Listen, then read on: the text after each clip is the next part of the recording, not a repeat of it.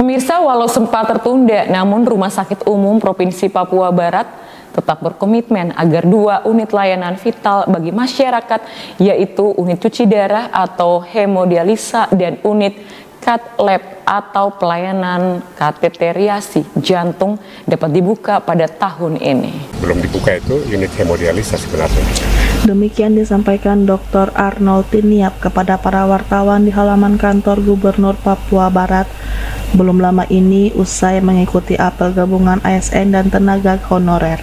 Direktur Rumah Sakit Umum Provinsi Papua Barat ini menjelaskan, walau sempat mengalami penundaan akibat beberapa hal antara lain pemenuhan persyaratan teknis dan penyiapan sumber daya medis dan alat kesehatan, namun dengan tekad yang teguh, Rumah Sakit Umum Provinsi terus berupaya keras agar di tahun ini 2 unit layanan kesehatan penting tersebut dapat dibuka di RSU Provinsi Papua Barat, termasuk penyediaan dokter konsulen bidang hipertensi yang merupakan penanggung jawab pelayanan hipertensi atau darah tinggi.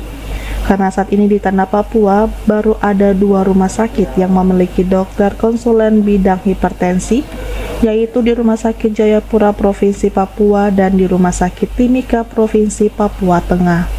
Yang tahun ini yang kita sudah persiapkan, dan sebenarnya ada beberapa hal teknis yang kita belum finalkan sehingga belum dibuka, itu unit hemodialisa sebenarnya. Unit hemodialisa yang sebenarnya di tahun lalu kan kalau lihat sudah persiapan, sampai tahun ini ada sedikit persyaratan teknis yang kita harus lengkapi supaya kita bisa buka di tahun ini. Jadi saya itu mau sekali kita buka pelayanan hemodialisa tahun ini karena kasus cuci darah kita di Papua Barat Manokwari itu tinggi sekali. Ya, jadi itu pelayanan yang kita sudah siapkan sebenarnya tanpa melihat untuk pengembangan selanjutnya.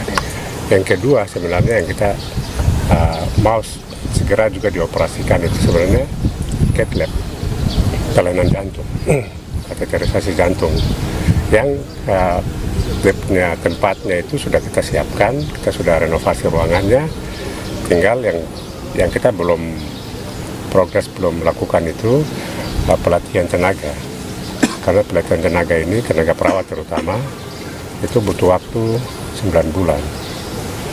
Nah, 9 bulan harus perawatnya kembali dulu, dokternya sudah ada, dokter jantung sudah ada, tapi dokter jantung yang mempunyai kompetensi untuk melakukan pelayanan kateterisasi jantung itu yang belum perlu pelatihan sedikit.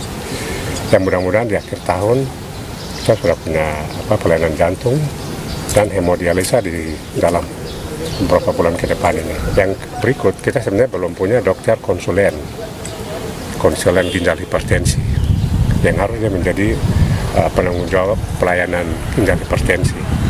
Di seluruh tanah Papua ini baru 2 saja dokter yang punya kualifikasi itu. Cath lab adalah suatu pelayanan yang dilakukan di laboratorium kateterisasi jantung dan angiografi untuk menentukan diagnostik penyakit jantung dan pembuluh darah agar selanjutnya dilakukan intervensi non-bedah sesuai indikasi secara invasif melalui pembuluh darah dengan menggunakan kateter atau elektroda.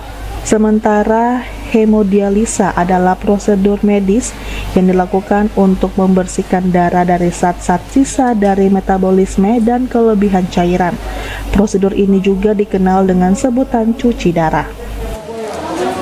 Ari Armstrong, Ceweng, Channel Biro Manokwari.